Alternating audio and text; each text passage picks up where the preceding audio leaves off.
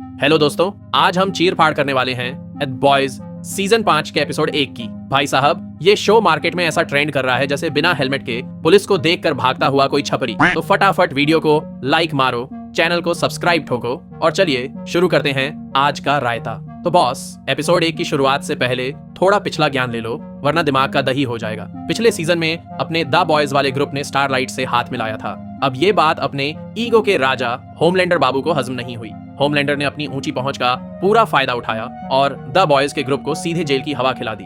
हालांकि इस कांड में से स्टारलाइट, बुचर और किमी को 9-2-11 हो गए, यानी बचकर भाग निकले। लेकिन बेचारे हुई एमएम और फ्रेंची किस्मत के मारे थे, जो वार्ड की काल कोठरी में चक्की पीस रहे हैं। अब मार्केट में होमलैंडर का कोई परमानेंट दुश्मन खुला नहीं घूम रहा था, इसलिए अपना होमलैंडर एकदम टेंशन फ्री होकर घूम रहा था। अब आते हैं एपिसोड 1 पर। शुरुआत में दिखता है होमलैंडर, जो जनता के सामने खड़े होकर लंबा चौड़ा भाषण फेल रहा था। वो ऐसे फेंक रहा था जैसे वो कोई सुपर हीरो नहीं, बल्कि देश का सबसे शरीफ समाज सेवक हो। वो बता रहा था कि वॉट कंपनी सूप्स के दम पर कितना तगड़ा नोट छाप रही है। मतलब कुल मिलाकर होमलैंडर खुद की ही पीठ थपथपा रहा था।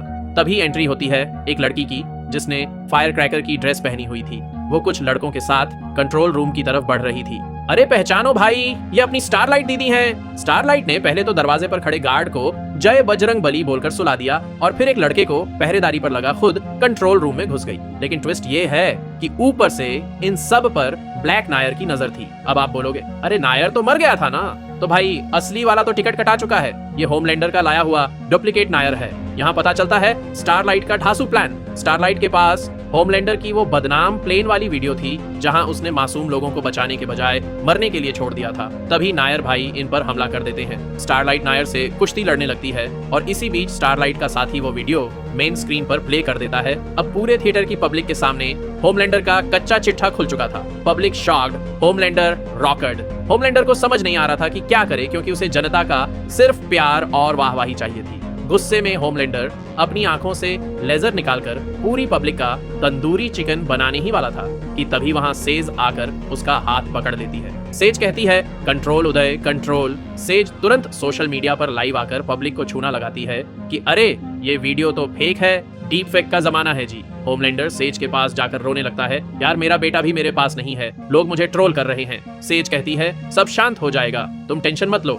लेकिन होमलैंडर तो होमलैंडर है। वो गुस्से में कहता है, जो भी स्टारलाइट का सपोर्ट कर रहा है सबको जेल में डालो। ये सुनकर तो सेज की भी हवा टाइट हो जाती है, पर नौकरी प्यारी थी तो मानना ही पड़ा। होमलैंडर आगे कहता है, मुझे बुचर और स्टारलाइट का गेम बजाना है, इसलिए मार्केट में अफवाह फैला दो कि हम हुई एमएम और फ्रेंची को मारने वाले हैं। अपने दोस्तों को बचाने बुचर स्टारलाइट जरूर आएंगे और मैं वहीं उनका शिकार कर लूंगा। अब सीन शिफ्ट होता है वॉट की जेल में, जहां फ्रेंची, एमएम और हुई पूरे 1 साल से दिन काट रहे हैं। मतलब बुचर और स्टारलाइट 1 साल से अंडरग्राउंड है। यहाँ हमें जेल का वार्डन दिखाया जाता है, जिसकी सुपर पावर सुनकर आप अपनी हंसी नहीं रोक पाओगे। वो अपने प्राइवेट पार्ट को बड़ा करके हथियार बना लेता है। एमआईएम का उससे पुराना हिसाब था, क्योंकि वार्डन ने उसे पकड़ते समय इसी हथियार का इस्तेमाल किया था। एमआईएम ने कसम खाई थी कि इस वार्डन को तो मैं ही मारूंगा। इधर अपने बुचर भाई अपने बुढ़े पापा से मिलने जाते हैं। पापा अपनी पुरानी गलतियों के लिए बुचर से माफी मांगते हैं। बुचर उनके साथ कुछ तो करता है, पर कैमरे में दिखाया नहीं जाता। असल में अब बुचर के पास भी कीड़े मकोड़े वाली खतरनाक पावर्स हैं। जब वो नॉर्मल था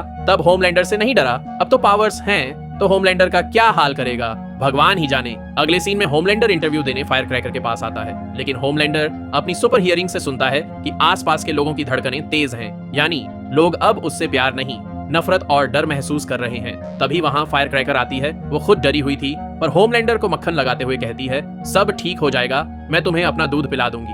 अब भाई, जिन्होंने आज बॉयज देखा है वो समझ गए होंगे कि होमलैंडर का दूध से क्या कनेक्शन है। अब एंट्री होती है किमिको की, जो एक बच्चे के साथ दूर रह रही थी। तभी उसके घर एक अनजान आदमी आता है। किमिको उस पर ताबड़तोड़ हमला कर देती है, पर जब चेहरा देखती है तो वो अपना बुचर भाई था। बुचर कहता है, लड़ने का मूड नहीं है, फ्रेंची, हुई और एमएम को बचाना है। होमलैंडर उन्हें उड़ाने वाला है। किमिको तुरंत मान जाती है, क्योंकि फ्रेंची से उसका लव एंगल चल रहा था। और भाई, यहाँ एक महाचमत्कार होता है। किमिको अचानक से बोलने लगती है। बुचर और स्टारलाइट के तो तोते उड़ जाते हैं। किमिको कहती है, पूरे 1 साल बस बोलने की प्रैक्टिस की है भाई। बुचर कहता है, चलो तुम्हारी स्पीच थेरेपी बाद में देखेंगे, पहले दोस्तों को बचाते हैं। स्टारलाइट को लगता है ये होमलैंडर का ट्रैप है, पर बुचर कहता है कि ट्रैप हो या कुछ भी, जाना तो पड़ेगा। वैसे स्टारलाइट भी जानती थी कि बुचर कितना बड़ा हरामी है। वो बिना किसी फायदे के तो फ्रेंची को बचाने नहीं आएगा, क्योंकि फ्रेंची उसके लिए हथियार जो बनाता है। इधर जेल में हुई और उसके साथियों को भी पता चल जाता है कि उनका एनकाउंटर होने वाला है, इसलिए ये लोग चुपके से बाथरूम के बेस में बम बना रहे थे। अब वॉट में फायर क्रैकर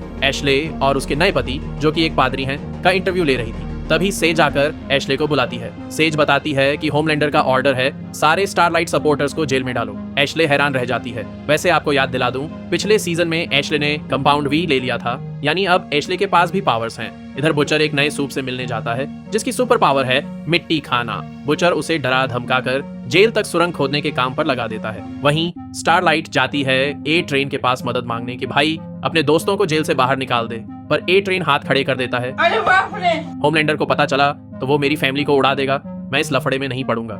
जेल में हुई जब अपने सेल में बम लेने जाता है तो वहां का नजारा देखकर उसके होश उड़ जाते हैं। वहां सारे कैदी मरे पड़े थे और सामने कुर्सी पर बैठा था होमलैंडर। होमलैंडर हंसते हुए कहता है, बेटा तुम्हारा ये बम बनाने का नाटक मैं कब से देख रहा था, मैं तो बस बूचर और स्टारलाइट का इंतजार कर रहा हूँ। हुई कहता है, दम है तो मुझे अभी मार दे, पर होमलैंडर कहता है, रुक जा भाई, मेहमान आ रहे हैं, सबको साथ में निपटाऊंगा। दूसरी तरफ ए ट्रेन का भाई उसकी तारीफ कर रहा होता है कि तू अब अच्छा इंसान बन गया है। ये सुनकर ए ट्रेन इमोशनल हो जाता है। तभी उसे समुद्र में कुछ हलचल दिखती है और वो समझ जाता है कि खतरा आ रहा है। वो अपने भाई की फैमिली को वहां से भगा देता है। असल में डीप समुद्र के रास्ते ए ट्रेन को ढूंढते हुए आ गया था, पर ए ट्रेन वहां से रफू चक्कर हो जाता है और डीप बस मुंह देखता रह जाता है। अब सीन आता है रात का। बुचर उस मिट्टी खाने वाले चूहे जैसी पावर वाले आदमी को लाता है। वो आदमी इतनी तेजी से मिट्टी खाता है कि जेल के अंदर तक सुरंग बना देता है। सुरंग के रास्ते बुचर और किमी को जैसे ही हुई, एमएम और फ्रेंची को बचाने कमरे में घुसते हैं तो वहां सामने होमलैंडर खड़ा मिलता है। होमलैंडर हंसते हुए कहता है, आ गए बकरे हलाल होने।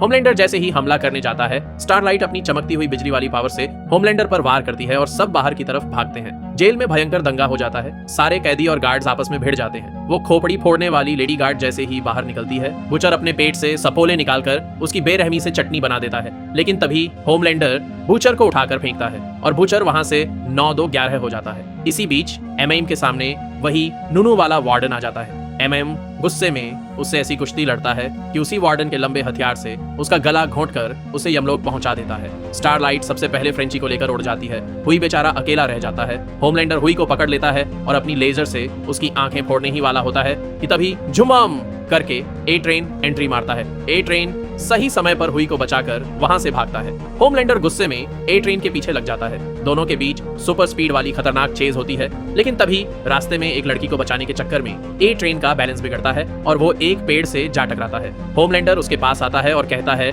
तूने मेरे साथ गद्दारी की। इस पर ए ट्रेन मरते मरते भी होमलैंडर को तगड़ा डायलॉग मारता है, तू एक नंबर का कमजोर आदमी है, अगर तेरे पास ये सुपर पावर ना होती ना तो तुझे गली का कुत्ता भी नहीं पूछता। ये सुनते ही होमलैंडर का दिमाग सटक जाता है और वो गुस्से में कड़कड़ाहट के साथ ए ट्रेन की गर्दन मरोड़ देता है और इसी शॉक के साथ एपिसोड 1 यहीं पर खत्म हो जाता है। तो भाइयों और उनकी बहनों, ए ट्रेन का तो टिकट कट गया। अब अगर आपको जल्द से जल्द एपिसोड 2 का एक्सप्लेनेशन चाहिए तो कमेंट बॉक्स में बिना शर्माए पार्ट 2 लिख दो। बाकी वीडियो अच्छी लगी हो तो लाइक शेयर ठोकना, चैनल को सब्सक्राइब करना मत भूलना। मिलते हैं अगले एपिसोड के रायते के साथ। तब तक के लिए बाय बाय।